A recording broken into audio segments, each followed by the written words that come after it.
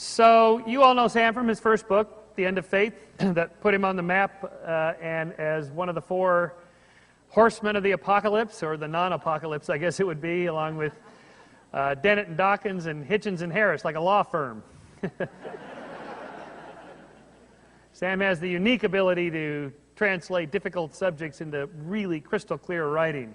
An economy of words, and the letter to a Christian nation was the embodiment of that, a perfect statement of those arguments, a nice short edition. And then the moral landscape laid out his arguments as he presented it here on stage last year on the sort of foundations using science for some sort of moral reasoning, and now he's moved on to free will.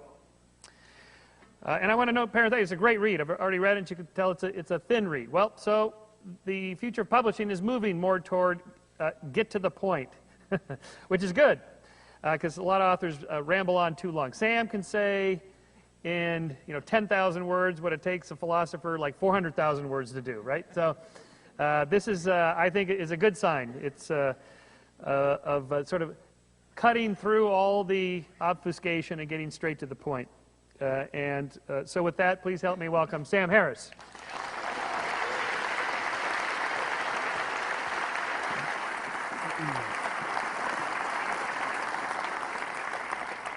Thank you, Michael. Well, first let me say that was a great debate. That was a lot of fun, and I thought a really good format for a debate. And I want to thank Michael and Dinesh and Sean and Ian for letting me tag along for this event. And you'll have to forgive my cold. I've got more cough medicine on board than is advised. And so if I do anything very strange over the course of the next hour, like convert to Christianity, you'll know what happened.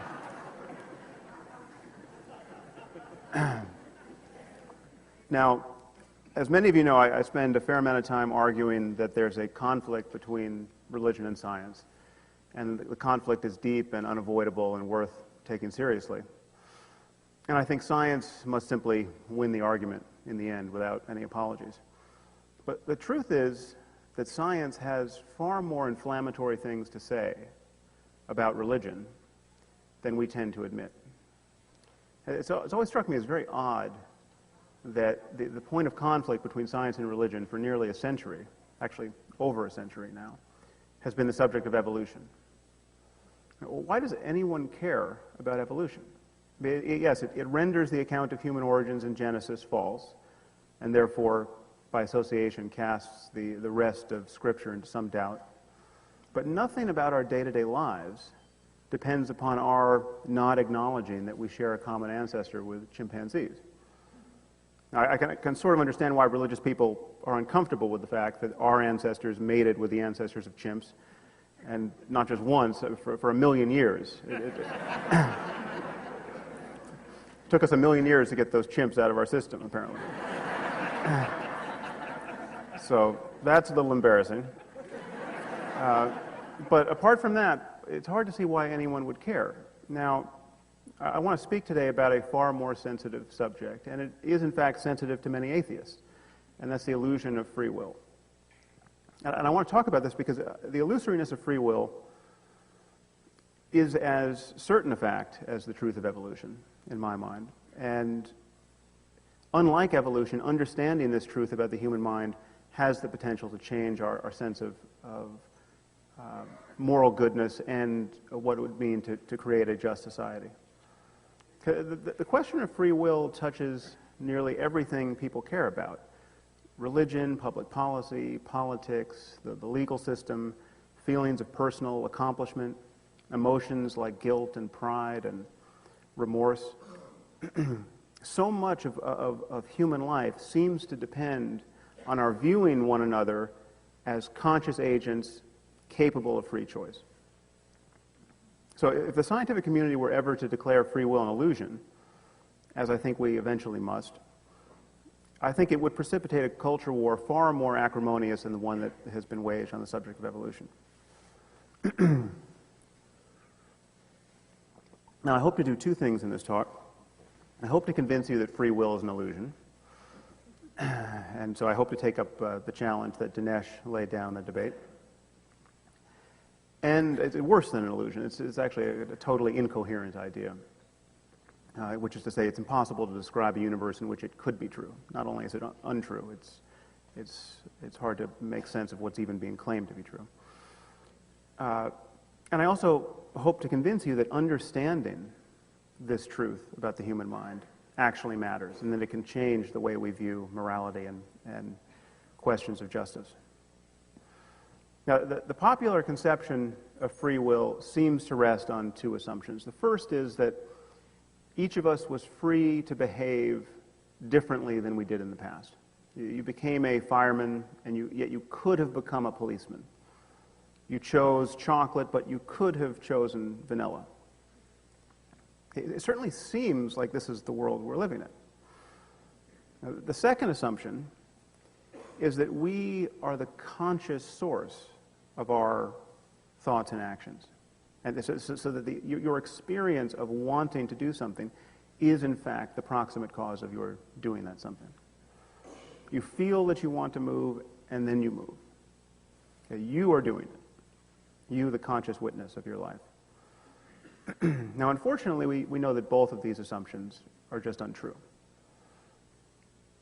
The first problem is that we live in a world of cause and effect, and there's no way of thinking about cause and effect that allows us to say that the buck stops here. Okay, the buck never stops.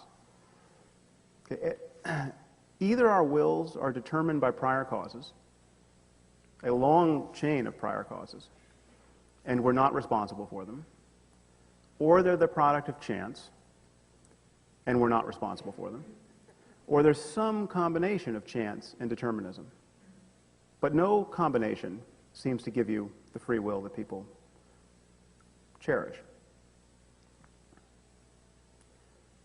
Now, you could consider a generic serial killer.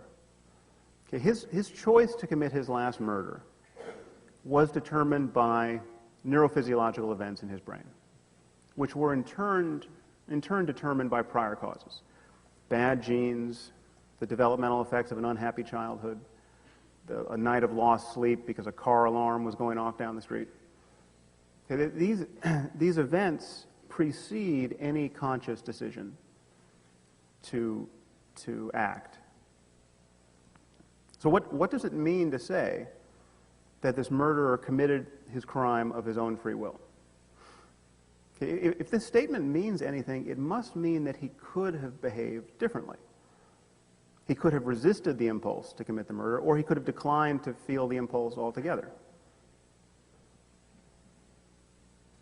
And not on the basis of some random influences over which he had no conscious control, but because he was actually the conscious author of his thoughts and actions.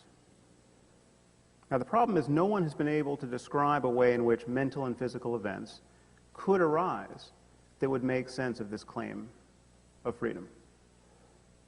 Now, when we assume that violent criminals have such freedom, of course, we reflexively blame them for their actions. But when we look at this wider net of causality, the basis for placing blame seems to evaporate.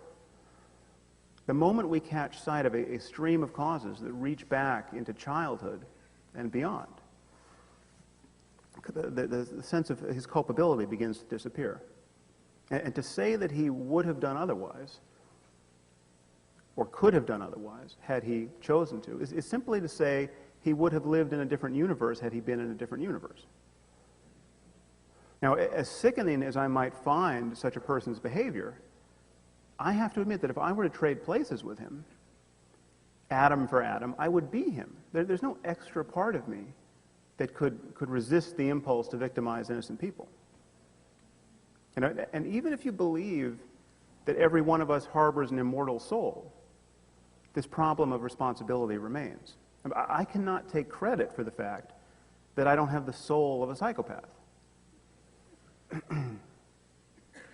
So if I had truly been in this person's shoes, if I had his genes and life experience and an identical brain or an identical soul in an identical state, I would have behaved as he did, and for the same reasons.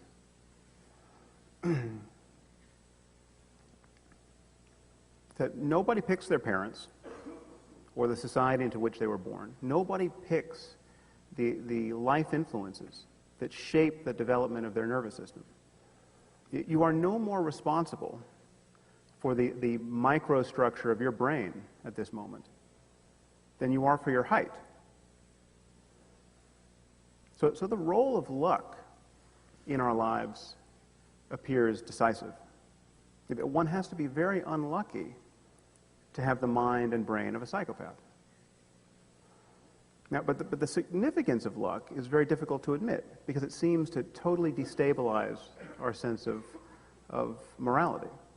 And yet, in specific circumstances, it's very easy to admit. So if you imagine this murderer was discovered to have a brain tumor in the appropriate spot in his brain that would explain his violent impulses, well, then that is obviously exculpatory. Then he is just a victim, or we view him as a victim of biology. And our moral intuitions shift automatically. But I would argue that a brain tumor is just a special case of physical events giving rise to thoughts and actions. Okay, and if we fully understood the neurophysiology of any murderer's brain, that would be as exculpatory as finding a tumor in it. If we could see how the wrong genes were being relentlessly transcribed, if we could see how this person's genome and entanglement with other people and ideas and events throughout life had sculpted the microstructure of his brain so that it was guaranteed to produce violent states of mind and violent behavior, the basis for placing blame, in the sense that we usually do, would disappear. Now, of course, this is a problem that scientists and philosophers are well aware of, and many people think they have arguments that allow us to keep free will in play, even in light of these facts. And I'll talk about some of those. But I want to suggest to you that the problem of free will is actually deeper than this, is deeper than the problem of cause and effect. And most people think that we have, the problem is we have a subjective experience of free will, but it can't be mapped onto physical reality. You know, I'm about to argue that free will doesn't even correspond to any subjective fact about us. And if you pay attention to your experience closely, you can notice this.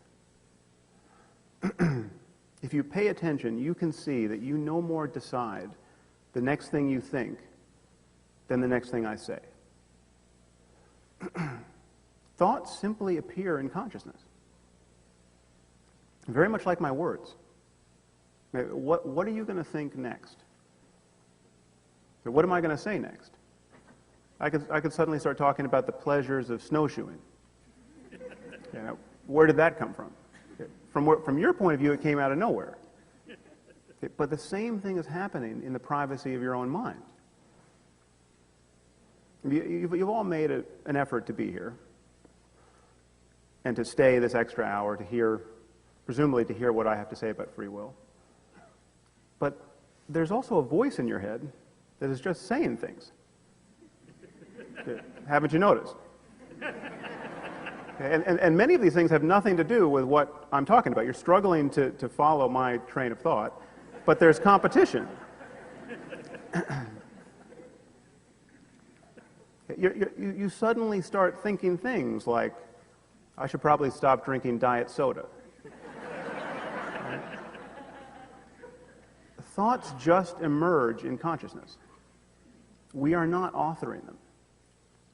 That would require that we think them before we think them. If you can't control your next thought, and you don't know what it's going to be until it arises, where is your freedom of will? Now, at this moment, many of you are thinking, what the hell is he talking about? Okay. Here's what I'm talking about. You didn't pick that thought either. We'll come back to this point. Okay, so now, of course, in a sense, we do think our thoughts before we think them, or at least our brain does.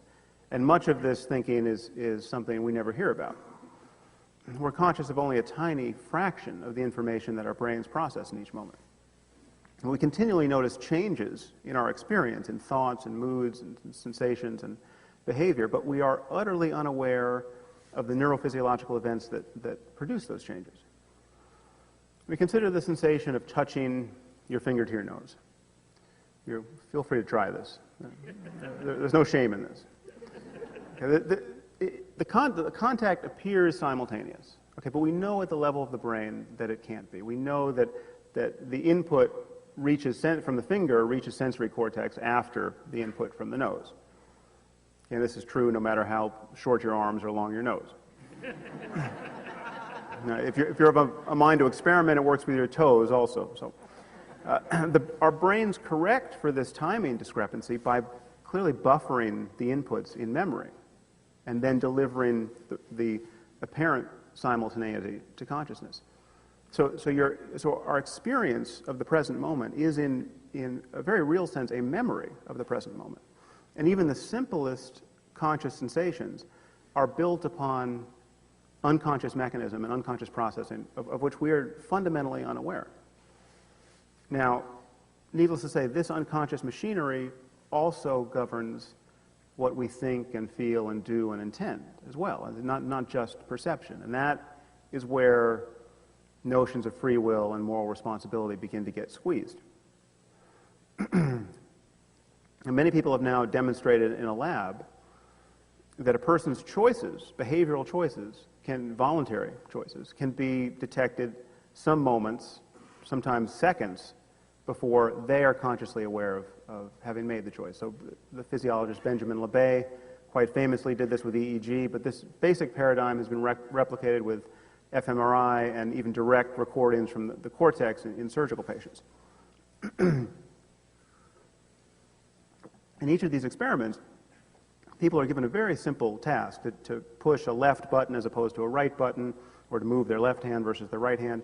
And they just have to watch a clock and decide when they were first consciously aware of committing to the left or the right. Okay, and you do this, and several experiments over the years have shown that people can go back and forth as much as they want.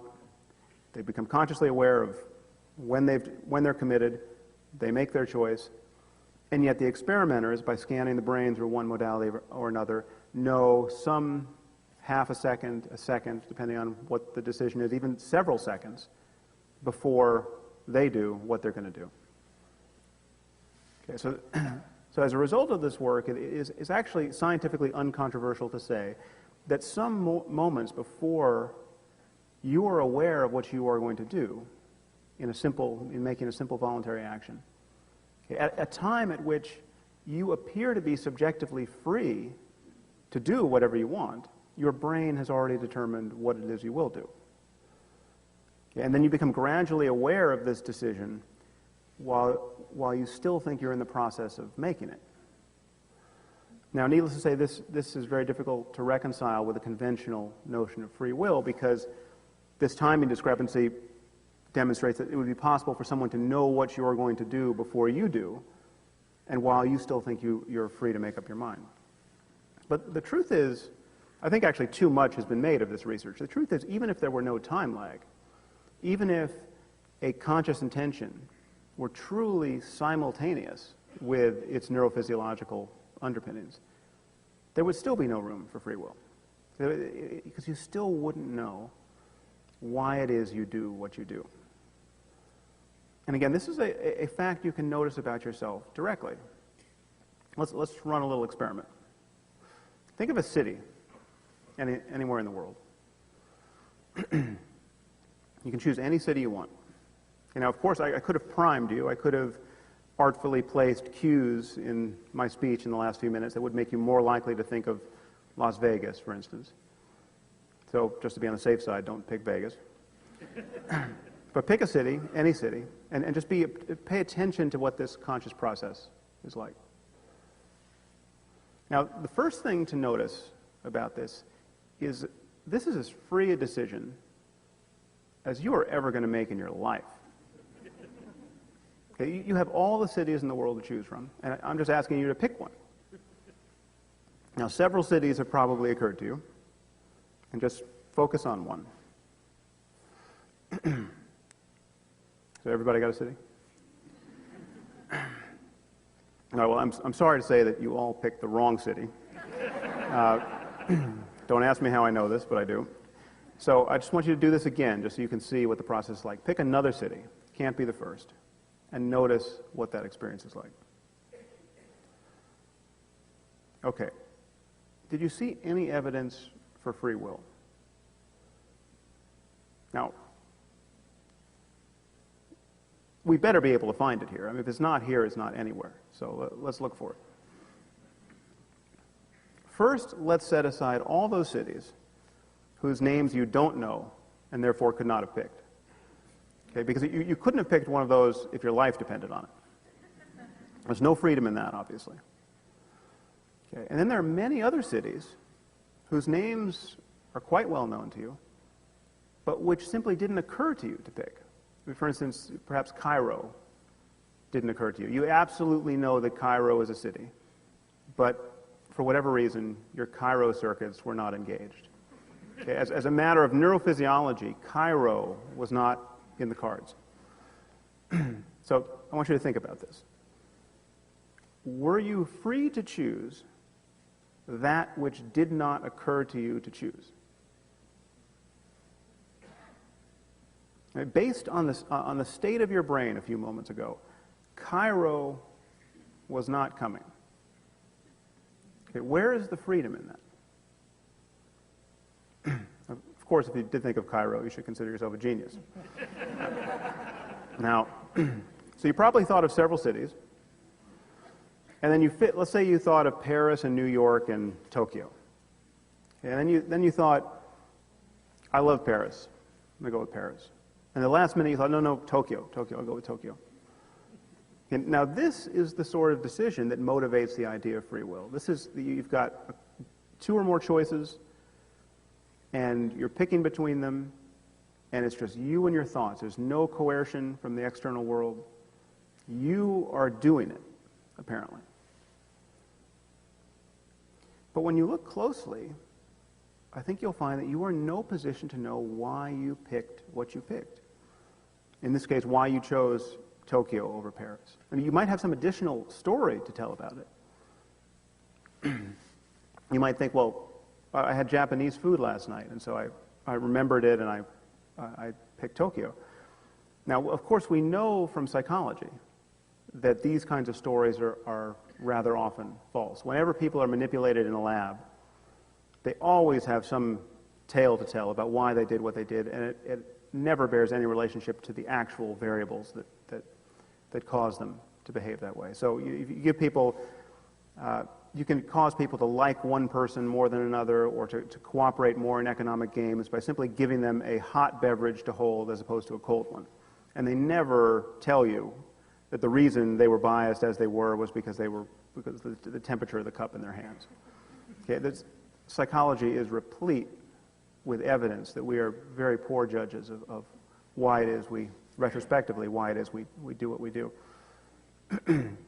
But even if you're right in this instance, okay, even if your choice of Tokyo over Paris is based on your memory of having Japanese food last night, okay, you still can't explain why you remembered having Japanese food last night, or why the memory had the effect that it did. Why didn't it have the opposite effect? Why didn't you think, well, I just had Japanese food last night, so let's go with something new, let's go with Paris? The thing to notice about this is that you, as the conscious witness of your inner life, are not making these decisions. You can only witness these decisions. I mean, you no more picked the city you settled on in subjective terms than you would have if I picked it for you. I mean, so there was this first moment. I said, pick a city. And there's this hiatus where nothing has occurred to you. And then the names of cities start to get promoted into consciousness for reasons you can't inspect. And you can't choose the cities you think of before you think of it. I mean, it's almost like me saying Tel Aviv, Vancouver, Paris, and you simply hearing the words in consciousness. So if you pay attention to how thoughts and intentions arise, and how decisions get made moment to moment, I think you can see that there's no evidence for free will, that actually our experience in life is compatible with the truth of determinism. Now, it's also important to recognize that the case I'm building against free will does not depend upon philosophical materialism, the idea that reality is at bottom physical. Now, there are very good reasons to believe that the mind is at bottom physical. Certainly most mental events are the product of physical events. I mean, the brain is a physical system, entirely beholden to the laws of nature. But even if we have souls, even if the human mind were made of soul stuff that we don't understand, nothing about my argument would change. The unconscious operations of a soul grant you no more freedom than the unconscious neurophysiology of your brain does. If you don't know what your soul is going to do next, you're not in control of your soul. This is obviously true where people behave in ways that they wish they wouldn't. So you think of all the committed Christians whose souls just happen to be gay. So that's obviously not an argument for free will, but it's also true when you do exactly what you wish you had done in retrospect. The soul that allows you to stay on your diet is just as mysterious as the soul that tempts you to eat a hot fudge sundae. So I think it's safe to say that no one has ever argued for free will because it holds great promise as an abstract idea. The endurance of free will as a philosophical problem in need of a solution is born of the fact that most of us feel that we freely author our thoughts and intentions and actions, therefore, however difficult it may be to make sense of this in logical or scientific terms. And the idea of free will emerges from a felt experience. Now, at the moment, the only philosophically respectable way to defend free will in light of what we know to be true scientifically is to endorse a view that's usually termed compatibilism in philosophical circles, and to argue, in essence, that free will is compatible with the truth of determinism. Now, compatibilists generally claim that a person is free as long as he's free from any outer or inner compulsion that would prevent him from acting on his actual desires and intentions. So if a man wants to commit a murder, and he does so because of this desire, well, then that's all the free will you need. But from both a moral and scientific point of view, this seems to me to just miss the point. Where is the freedom in doing what one wants when one's wants are the product of prior causes which one cannot inspect and therefore could not choose, and one had absolutely no hand in creating? I mean, from my point of view, compatibilism is essentially the dictum, a puppet is free as long as it loves its strings. Now, it's true that compatibilists push back here. And they say that even if our thoughts are the product of unconscious causes, they're still our thoughts and actions. Okay, anything that your brain does or decides is something that you have done or decided. So on this account, the fact that we can't always be aware of the causes of our conscious thoughts and actions does not negate free will, because the unconscious neurophysiology of your brain is just as much you as your conscious thoughts are. But this seems to me to be just a bait and switch.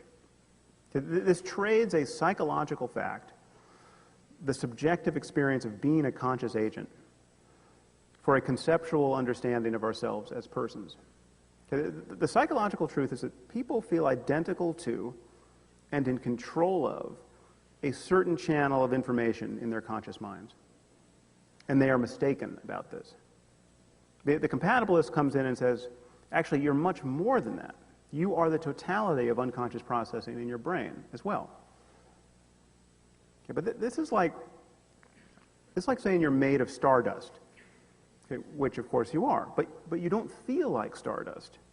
And the knowledge that you're stardust is not driving your moral intuitions or determining our system of criminal justice. You can't honestly take credit for your unconscious mental life. In fact, you're making countless decisions, quote, decisions, with organs other than your brain at this moment. Are you making red blood cells at this moment? Now, hopefully your body is, but if it decided to stop, you wouldn't be responsible for that change. You would be a victim of that change. There are more bacteria in your body than human cells. 90% of the cells in your body are microbes like E. coli. 99% of the functional genes in your body belong to them. You don't feel identical to these creatures. And many of them perform necessary functions. They are you in some larger sense because your well-being depends on them. So to say that you are responsible for everything that goes on inside your skin because it's all you is to make a claim that bears absolutely no relationship to the actual experience that has made free will a problem for philosophy. The truth is we feel or presume an authorship over our own thoughts and actions that is illusory. If I could detect all of your conscious thoughts and intentions and subsequent behaviors with a brain scanner some moments before you were aware of them, you would be rightly shocked because it would undermine your sense that you are the prime mover of your inner life. How can we be free as conscious agents if everything we consciously intend was caused by events in our brain which we did not intend and over which we had no control? We can't. So what does this mean? Well, first here is what it doesn't mean. Okay, the fact that our choices depend upon prior causes does not mean that choice doesn't matter. This is one point of confusion that people have. They confuse determinism with fatalism. And they think, well, if it's all determined, why should I do anything? Why not just sit back and see what happens? Okay, to sit back and see what happens is also a choice that has its own consequences. And it's very difficult to do. You just try staying in bed all day waiting for something to happen. You'll very quickly feel the urge to get up and do something, and resisting this impulse will actually take more effort than going with it. It actually becomes harder to do nothing than to do something very quickly. So you can't step out of this stream of choices and efforts. And this is and clearly choice and effort is part of the causal chain of life. If I hadn't decided to write a book on free will, it wouldn't have written itself. So effort and discipline and willpower, these are all causal states of the brain that beget their own behaviors, and behaviors lead to outcomes in the world. So the choices we make in life are as important as most people think. But the next choice you make will come out of a wilderness of prior causes that you can't see and did not bring into being.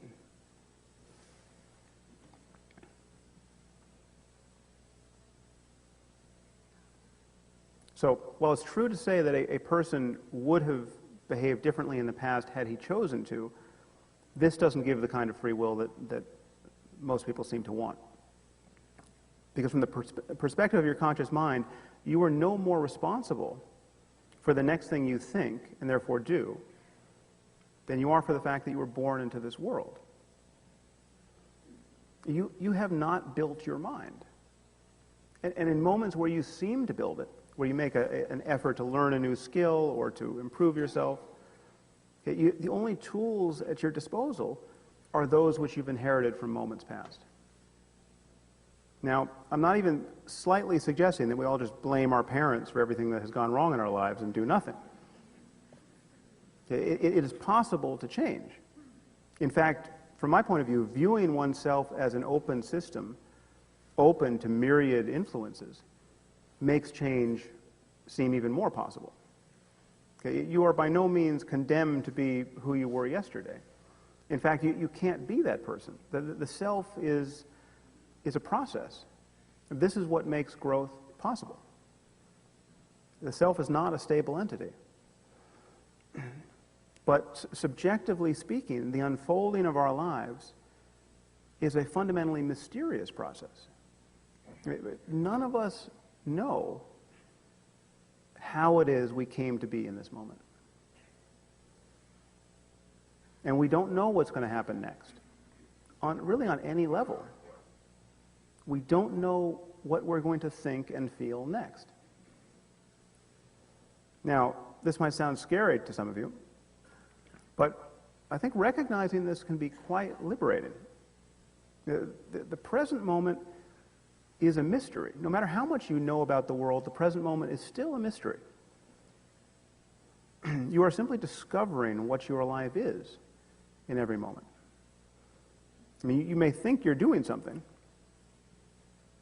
but you, again, don't know what you're going to do next.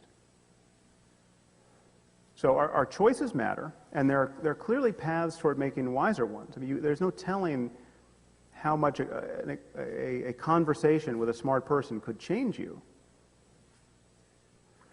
But we can't choose what we choose in life. And when it seems that we choose what we choose, so perhaps when going back and forth between two options, we don't choose to choose what we choose. There is a regress here that ends in darkness. We have to take a first step, or a last one, for reasons that are subjectively mysterious. and therefore, to think the thought, I could have done otherwise, is really just to think I could have done otherwise after doing whatever I in fact did.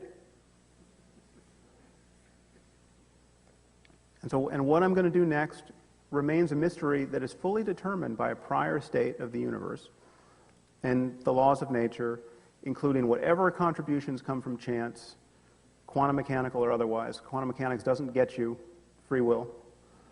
And to declare my freedom in this context is really just another way of saying, you know, I'm not sure why I did that, but I don't mind doing it.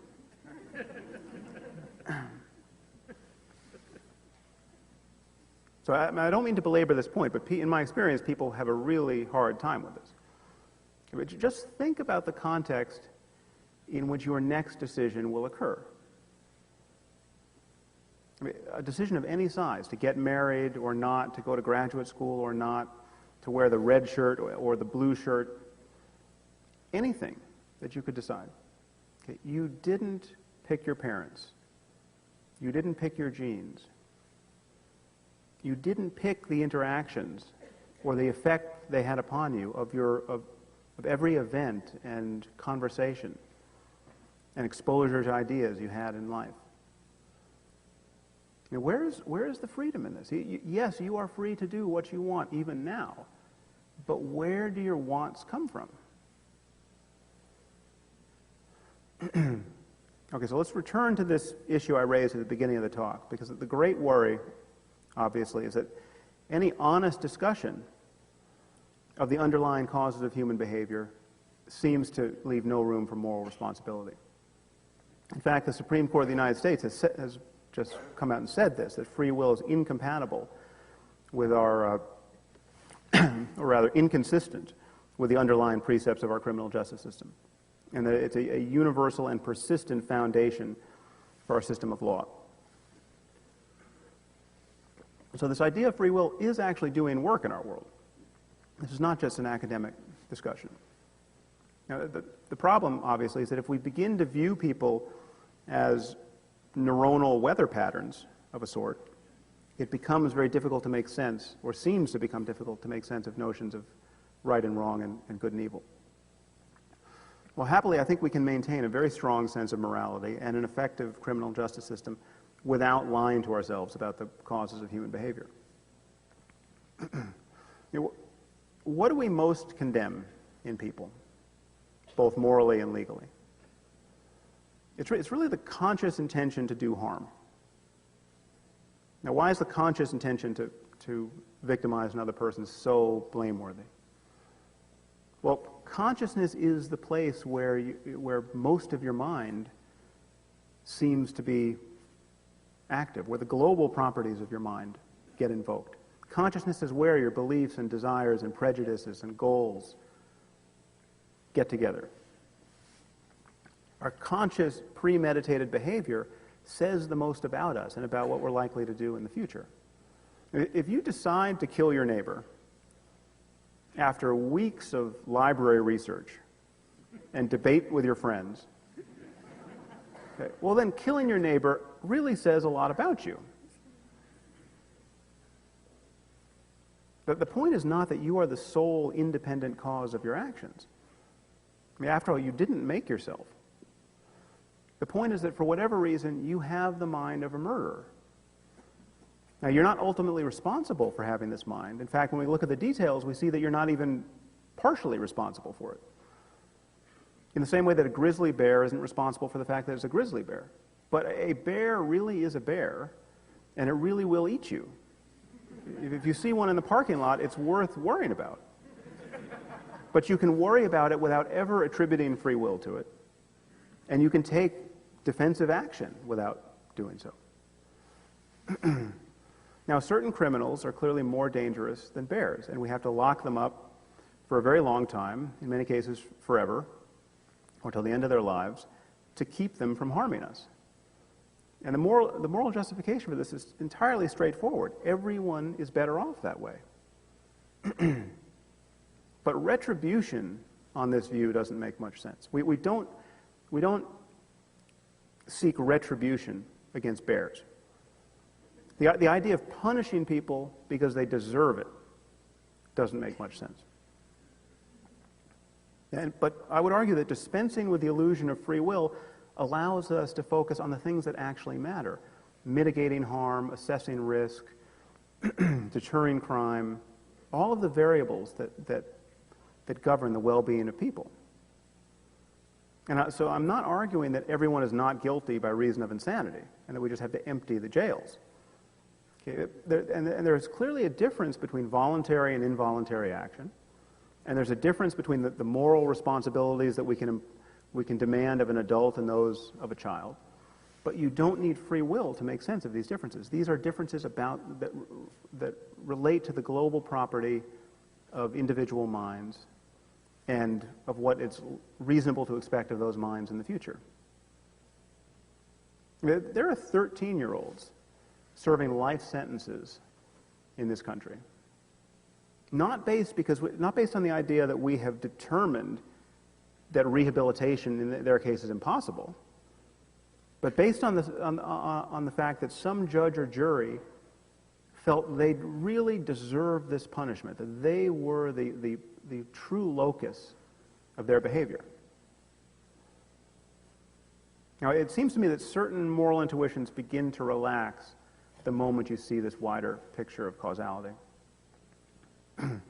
Once we recognize that even the most terrifying people are in some basic sense unlucky to be who they are, the logic of hating them as opposed to merely fearing them goes away. And once again, this is true even if you believe that everyone harbors an immortal soul. I mean, not anyone born with the soul of a psychopath is profoundly unlucky.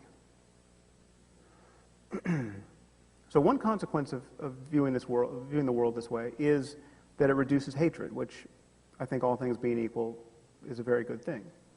It also increases empathy and compassion. We take one of the worst people who've ever lived. Take, my current candidate is Saddam Hussein's eldest son, Uday Hussein. He really is about as odious a person as I can think of. And this is a guy who, when he would see a wedding in progress in Baghdad, would descend with his thugs and rape the bride. And in some cases, he killed and tortured and killed the bride. He did this more than once.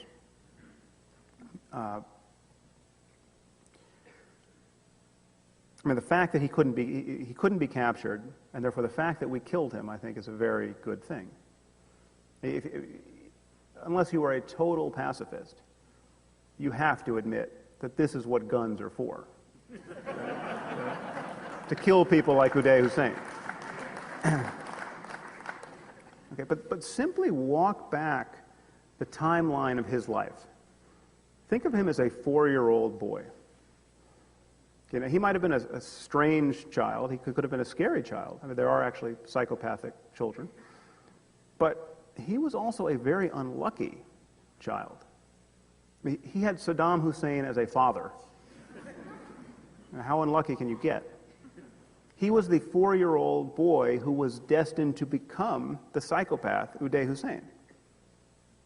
If we could have intervened at any point in his lifeline, at 4 or 5 or 6 or 7, and helped him, that would have been the right thing to do, and compassion would have been the right motive. So, on my view, this is actually a doorway into feeling compassion for even the worst people who have ever lived. So, ironically, to Dinesh's concern, if you want to be like Jesus and love your enemies, or at least not hate them, one way of doing it is to take a larger picture of scientific causality into account.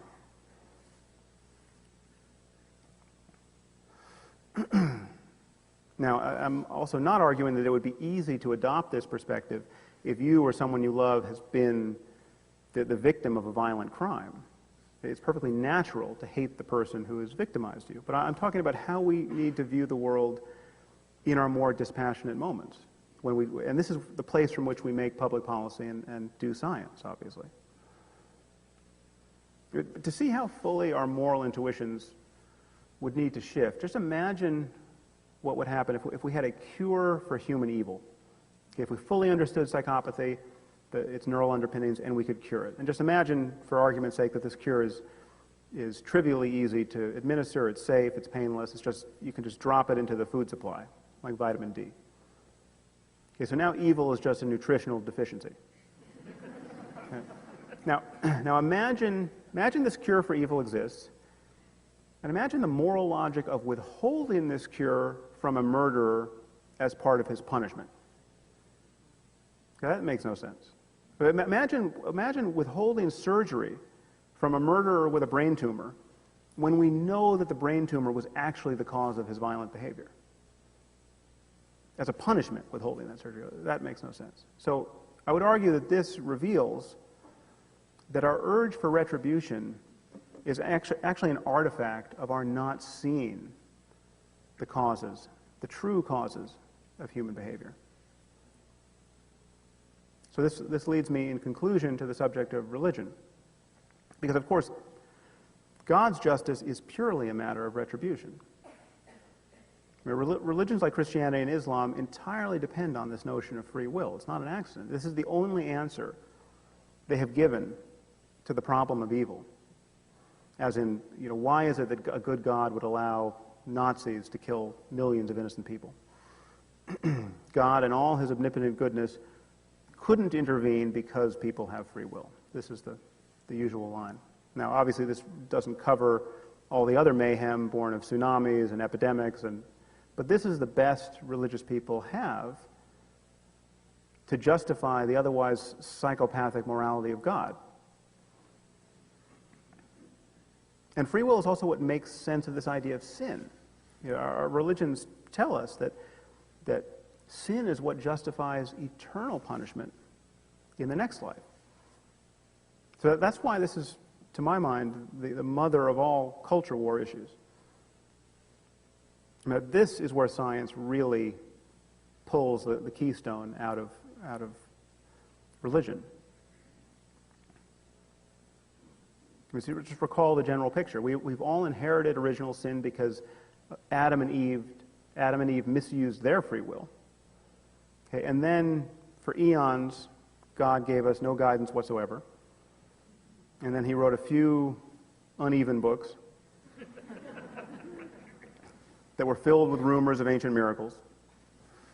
And then he holds us responsible for the slightest doubt we have about his existence on the basis of these books.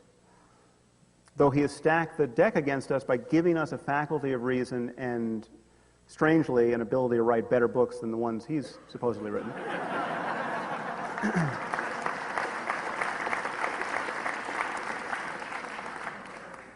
And we are deemed the ultimate source of our turning away from him.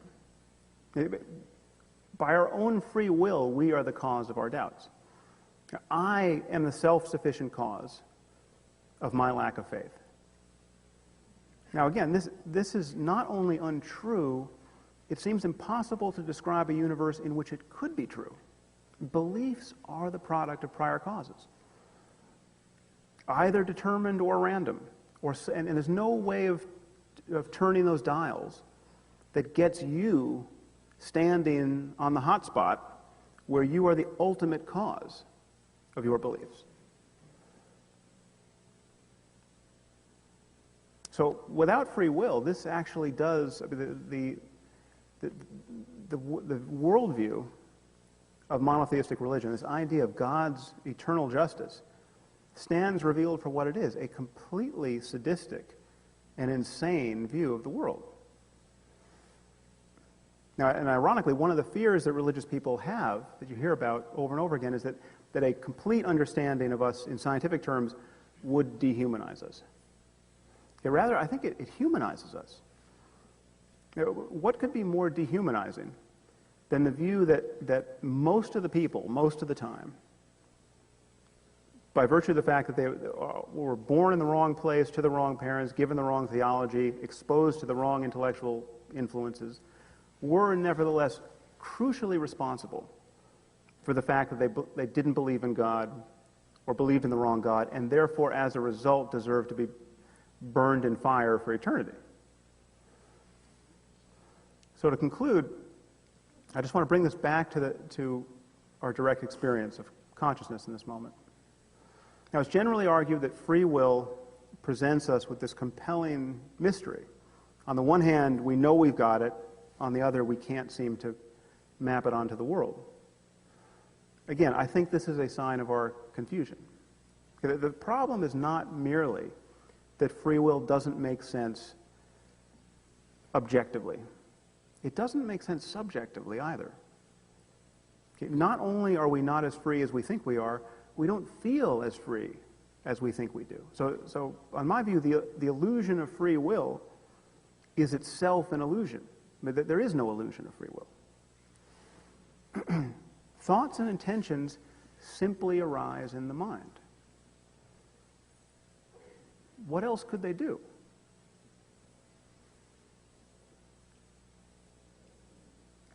Now, some of you might think this sounds very depressing. Okay, it seems to take something away from us. It does. It takes away an egocentric view of life. But I think this can be tremendously liberating. Okay, we are not truly separate.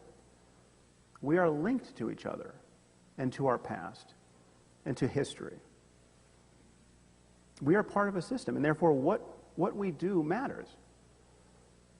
You can't take credit for your talents, but it matters that you use them. You can't really be blamed for your weaknesses, but it matters that you correct them. So pride and shame don't make a lot of sense in the final analysis. But they weren't much fun anyway.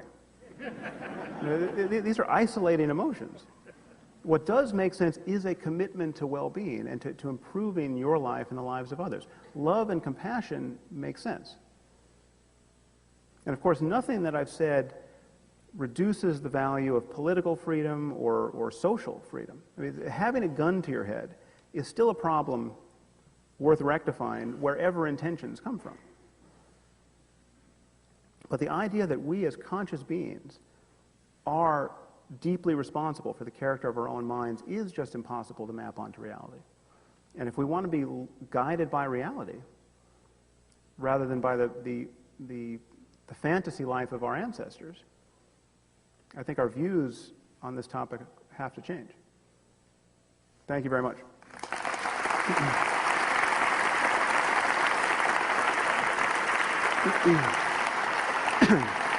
Thank you.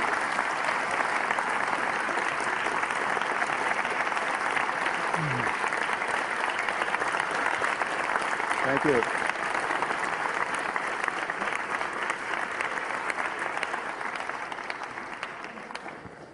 So we have a few minutes for Q&A, maybe 15, 20 minutes if you want to line up here. The format for the rest of the day is immediately after the questions. Behind the curtain are books, and Sean, myself, and Sam will be signing your books. You can get them there afterwards, or you can pick them up now. So let's go ahead and get started. Go ahead, sir. Yes. Hello? Hello? Yep, Yes. just go ahead. It's on. Yes, I agree with you completely, and of course, let me be the first to make the joke. Of course, I didn't have a choice. Right. But I'd like to actually take it a step further, and that is that, you know, you could see how you can have a neural network with random firing. There's random elements in its firing potential that has so many complex inputs coming into us. I mean, in the state that we are developed at now, and it's such a complex network, and there's so many possible connections that it's you know, there's some random element, but basically it's pre-programmed in our output, which is these thoughts. But I maintain that not only is the free will an illusion, but consciousness itself is therefore an illusion. Well, it depends what you mean by consciousness. I think what I mean by consciousness is the one thing in this universe that can't be an illusion.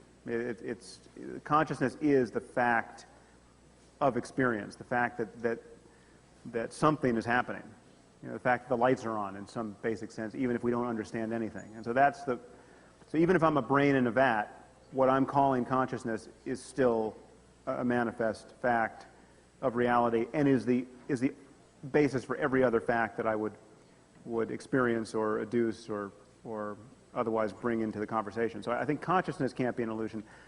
The self, however, is an illusion. I hate to break it to you. But yeah, so the sense of the ego, the sense that you are sort of in your head riding around the driver of your experience. You see, you're having an experience. You're appropriating the experience from a position inside that is separate from the experience. This sort of dualistic sense that there's your experience on the one hand and you on the other. That is a construct which makes no neurological sense and ultimately no experiential sense. Though obviously we feel it very strongly, most of us, most of the time. Let's go over here. My question is a wee bit off topic, but it has to do with the length of your recent work. As I enjoy reading your books a lot, and your last two books have both been relatively short. Yeah. So I was wondering when's the next time that a book might emerge out of your consciousness that's nice and long? When am I going to like 300-400 pages, yeah. maybe? Good question. I don't know. I mean, I have one that I'm supposed to write. It's actually on the subject of the self and its illusoriness, and which is how you scientifically can understand the notion that the self is an illusion. The truth is, both as a reader and a writer, I'm now just a real fan of short books. I like, for many reasons. I find just as a reader, there's so much competition for the bandwidth of my own attention, and I'm now so fickle as a reader that unless somebody is just killing it over the course of 10 pages, I begin to feel the competition of all the other books I'm never going to get to. You know, everything is in competition with everything else, and and I often wonder why someone needed to go on for 300 pages if I could really get their argument in 50. And so obviously not every discussion is amenable to a short treatment. You know, if you're going to write the history of England, you're not going to do it in 100 pages. You need 1,000 pages, otherwise it wouldn't be the history of England. But so there's room for big books. But if it's an argument that you're making, I feel like most of the time books are too long. And just as a point of interest, if you don't happen to be in the publishing business, there's no reason you would know this, but books are as long as they are because publishers have to find some way of charging $30 for books. I mean, you can't. So they can't stay in business publishing just 100-page books. So it is an artifact of the business model of traditional publishing to some degree. But I'm sure I'll write longer books than this one. But there's also something satisfying as a writer knowing that if someone actually starts the book, they're very likely to finish it because it only takes an hour to finish. Okay, whereas I can't tell you how much anguish I have felt over all the people who think they have read The End of Faith or The Moral Landscape because they read the first 100 pages of either and then just pillory me for, like in The End of Faith, I get pilloried by people who think I know nothing about self-transcendence or religious experience, or I just have written it all off as completely valueless. And they claim to have read The End of Faith, and clearly they just didn't get to the end of the book. And I know what it's like not to get to the end of a book, but so anyway, writing short books is a prophylactic against being totally misunderstood, I suppose. Thank you. Let's go over here. I guess a more personal question. I was wondering what experiences you'd say led you to this train of thought and this kind of opinion. I'm just curious. On the subject of free will. Well, but both objective, kind of classically objective, third-person, scientific, and subjective. It's just from a third-person point of view, a philosophical point of view. I more mean, where did it start for you? More personally, not. Well, so like the personal side is when I really paid attention to what it's like to be me. I mean, even now in this moment, I don't know how I get to the end of this sentence. Sometimes I do, and it works, and sometimes I fail to, and that's also a surprise. I mean, you don't know how you parse the sounds that are coming out of my mouth as English. All of that's happening unconsciously. It's just our conscious life is riding atop mysterious processes that we can understand in some ways through science. But as a moment-to-moment fact of our conscious experience, we are witnessing a display of energy and change, the contents of consciousness, and our own intentional life is part of that display. And even the moments where you think, no, I'm really going to take control now. I'm going to go on a diet, and I'm going to get a personal trainer, and I'm going to get a life coach, and I'm going to read. All of that, that suddenly comes out of nowhere from the perspective of consciousness. And so this is actually something that can be witnessed about yourself, moment to moment. So. I think you touched up on this, but I'll let you further clarify. Does quantum indeterminism present a challenge to these ideas? No. I mean, so it's just people, for the most part, people who think this are not physicists. I mean, people grab something. There's something spooky about quantum mechanics, and Deepak Chopra types grab that spookiness and say, well, this spookiness cashes out all the spookiness that now I want to talk about. And to some degree, that's been done in the free will debate. It's true that if there is an unavoidable aspect of randomness in our experience, well, then randomness would make our behavior unpredictable at some level. But you don't even need randomness for that. Just sheer complexity in a deterministic system would make it functionally unpredictable, and that's what chaos is. So the weather is not perfectly predictable, not because it has free will or because quantum mechanics is determining the weather, but there's just enough billiard balls colliding that we just can't. It's computationally intractable. We can't predict it as well as we would want. So now I'm getting the distinct sense that the cough medication is answering the rest of this question, which obviously doesn't attest to my free will. But yeah, it's just randomness. You can think of randomness, so think of determinism as just, there's just there's clockwork in the brain that's determining behavior, and it's just, for argument's sake, just Newtonian physics. And then introducing randomness is just like introducing, the roll of the dice into that process occasionally. That doesn't get you, random events are precisely those events for which we can claim no responsibility. If I roll the dice to make decisions, I can't say, well, that's really me doing it. It's just it's how the dice determine what I'm going to do. So, Thank you. yep. So we'll do 3 more. I'll just preface with a quick comment that I am personally very persuaded by your argument. I don't think that it would result in any mass chaos if we lost the concept of free will, and you've already started down the path of showing how that would be so, because you still need to do something about dangerous people and so forth. Yeah. But my question is along these lines. In the debates about mental versus physical worlds, some of the people who were favored a strictly materialistic world kind of ridiculed the whole dichotomy between the mental and the physical by talking about the homunculus that resides in the body, or the man in the machine, Right. or the ghost in the machine, I should say. The ghost being the mind, the spirit, that inhabits the body and pulls the levers of the body, with, of course, leaving open an explanation of how a ghost entity or a spiritual entity Right. could actually grab physical levers, which has been talked about a number of times, Yeah. even today. But isn't there a parallel between that whole analog of the mental versus the spiritual and this whole argument here about free will?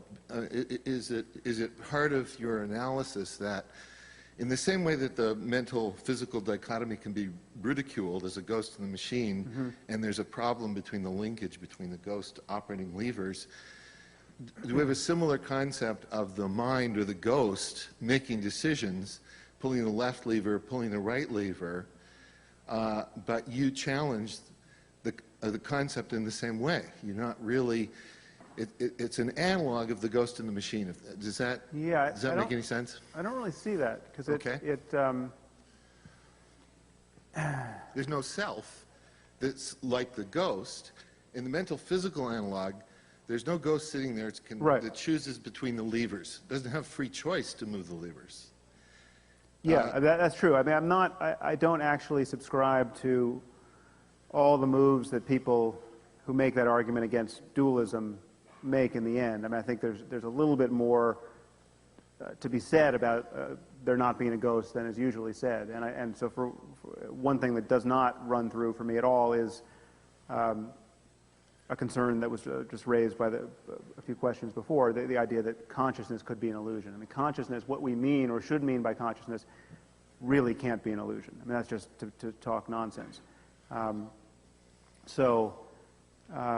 But I don't actually see the connection you're making. I think nothing truly important changes. I mean, or nothing that we really want and need is lost when we give up the illusion of free will. But a few things change, and they're actually, I think, important changes, and either benign or very salutary changes. I mean, they change. It really is an antidote to hatred.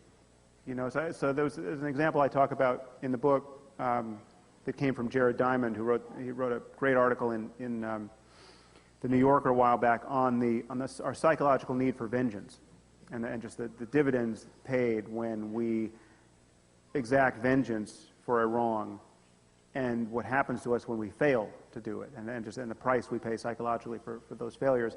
And so he compared the experience of his friend in New Guinea. I think his name was Daniel, who's a New Guinea Highlander who lived in this, purely tribal vendetta culture where if you killed my uncle, I'm going to kill you or your uncle or your brother, or it doesn't matter who. I mean, just instrumental violence was just the way they settled these disputes. And so someone killed his uncle, and then he schemed for years and finally went to the next village and murdered the guy, and felt immense relief, just a completely uncomplicated sense of having done the right thing, and just slept like a baby for the rest of his life, presumably. Whereas Diamond's father-in-law was a Holocaust survivor, and had, when he got out of Auschwitz or some concentration camp and joined. It's a slightly involved story, but anyway, he managed to find the person who was responsible for rounding up his family in his home village and killing everyone. And rather than kill that person himself, he turned him over to the police, and this person went to jail and only spent a year in jail and was released. And Diamond's father-in-law spent the next 60 years of his life just racked by guilt. I mean, it was the worst thing. It was the thing that destroyed the rest of his life. He never got over it. Now, I would suggest to you that that is it's completely understandable, but it is a kind of moral illusion. It is ultimately an unnecessary psychological illusion that produces that much pain. Because if he had just found out that the person who murdered his family was actually suffering from a relevant brain tumor that explained his behavior, or some virus attacking his orbital frontal cortex, and had been a perfectly moral and non-anti-Semitic person until this thing took hold of him, he'd still be unhappy his family was killed, but he wouldn't have lived the rest of his life tortured by not having satisfied his urge for vengeance. In the same way that he wouldn't if his family has been killed by an elephant or cholera or any other agent that we don't reify in the same way that we do other human selves. And so it is an antidote to hatred, and I think it's if you can get a hold of it, it's worth doing. Thank you. Last two questions here and here.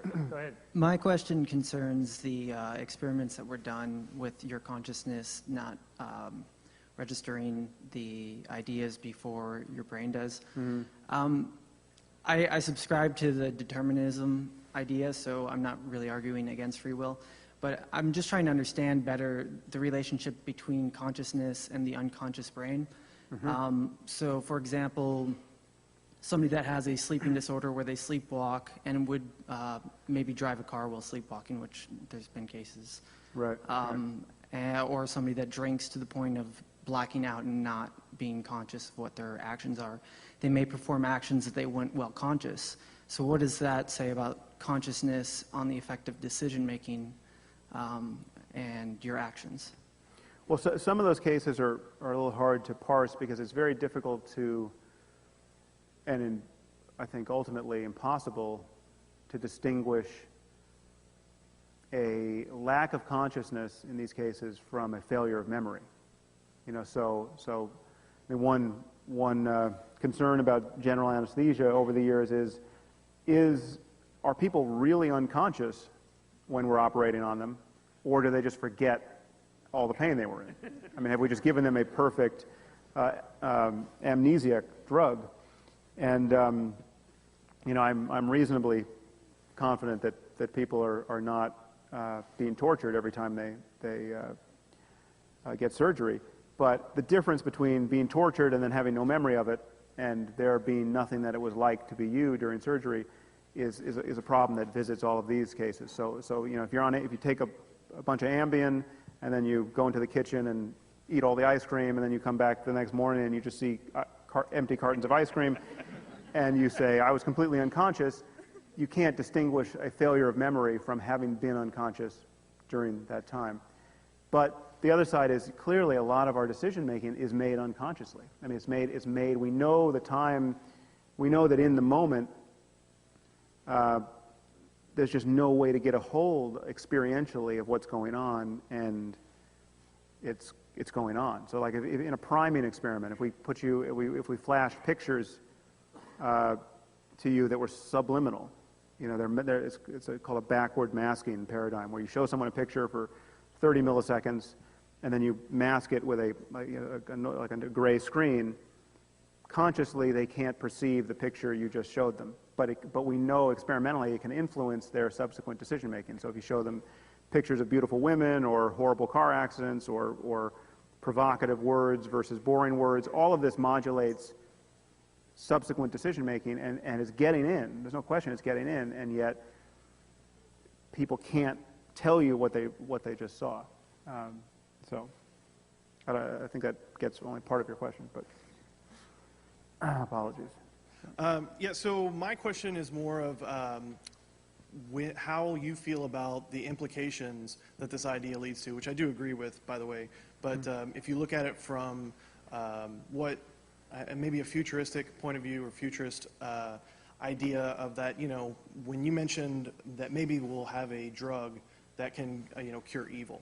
I don't think that that's like such a crazy idea. I think that with, nanotechnology and things like that, there may become a day where we do have the technology to prevent, things that we deem objectively, hopefully, as evil. And so what then, when that happens and that occurs in our society, what happens then to identity, and how does that affect us as human beings if we're able to kind of eradicate all the bad things and all we're left with is just the good things? Well, we have a long way to go, so I'm not. I would tuck in for the present and expect a little more evil, but I think it's just certain things that seem bizarre to change about ourselves.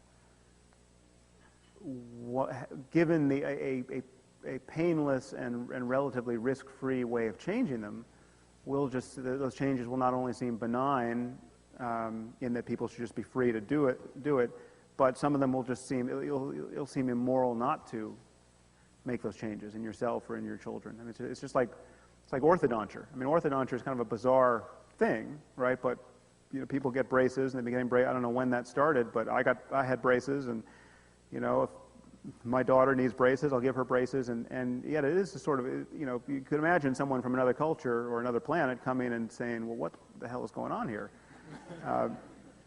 And there are many other, if you needed surgery to correct your teeth, then, it wouldn't be worth the risk, et cetera. But if we had a truly, and that's one of the problems with psychopharmacology at the moment, is it's all of our mood-altering drugs have so many side effects, and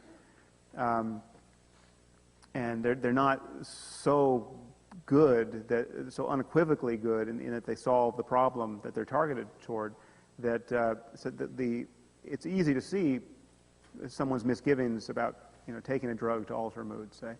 But if they really worked and they really were without consequence, then we get into an interesting conversation about what it means to change our I mean, just imagine, forget about changing evil. Imagine being able to change what strikes you as evil. I mean, imagine like judgments of good and evil. Like what is good? Imagine if it was possible just to change us into a kind of a perfectly matched island of sadists and masochists. And so like you ask me, I don't want to live in that world, but what if I could put on some goggles and actually experience what it's like to want to live in that world for half an hour, and then take off the goggles, and then I have to have a conversation about what is true. Now, if you know anything about my last book, The Moral Landscape, I don't think that erodes moral truth. I think you still can talk about there being a universal moral truth in that context, but we have to think about what it means to play with our experience of morally salient facts, because I think that's probably coming. So, thank you. Thank you all. It's been a pleasure. You can line up here to get your book signed. Just give us 1 minute to get the curtains open, and the